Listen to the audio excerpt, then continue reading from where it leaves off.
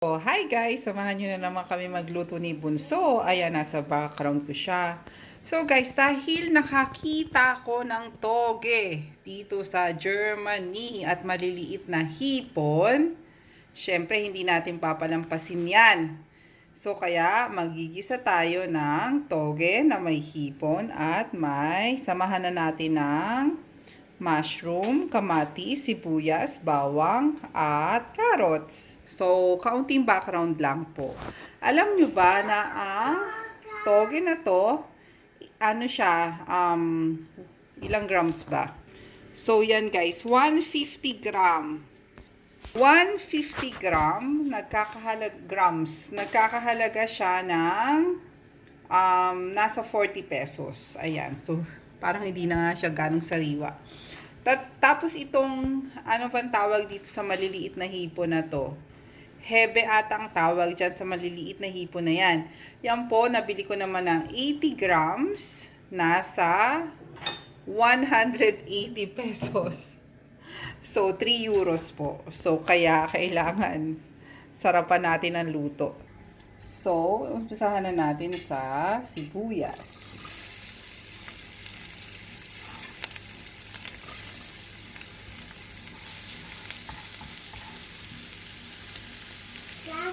Bawang. Ayan na, nilagay ko na. Kamatis.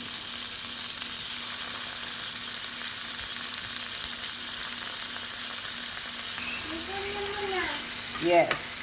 Isahin lang po natin ng ilang minuto. So, yan guys. Ilagay na natin ang gintong presyo ng hebe or maliliit na hipon.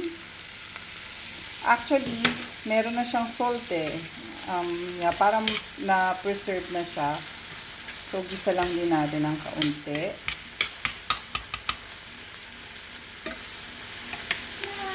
So, guys, isunod na natin ang ating carrots.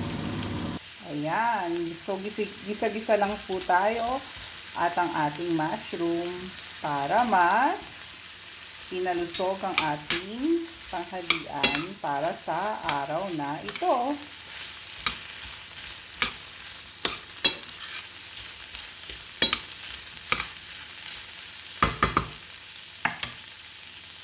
So, tapos lagyan lang natin ng kaunting paminta. Hindi ko muna po siya lalagyan ng asin kasi medyo maalat na yung hebe or maliliit na hipon. So, maya ako na lang siya adjust. At takpan lang po natin ng ilang minuto para maluto ang ating mga gulay. So, pagkatapos ng ilang minuto ay luto na po ang ating gulay. So, half-cook ko lang po yung ano natin, yung carrots. Kasi para mas masustansya. So guys, kung wala kayong hipon or maliliit na hebe, alam ko hebe tawag dyan eh. Pwede din pong lagyan ng tuna to. So, the best din ng tuna. At, opo, wait lang. Meron tayong background. Ito na ang ating 150 gram na toge. Grab, minsan lang kasi talaga ako makakita ng toge dito sa Germany, as in sa normal German shop. Kasi normally, mabibili mo yan sa Asia shop. So, kaya ginrab ko na kahit medyo mahal. Kaya nga wala akong wrapper, pwede sana ako maglumpiang toge, diba? So, ayan, hindi na po natin yan lulutuin ng gusto kasi para mas crunchy pa ang ating toge. So guys, ayan po, luto na. Salamat po sa panonood at God bless everyone. Iliana? Okay. Bye! Thank you po. Ciao, kakao. Salamat po sa suporta. Ingat po kayo palagi. Bye!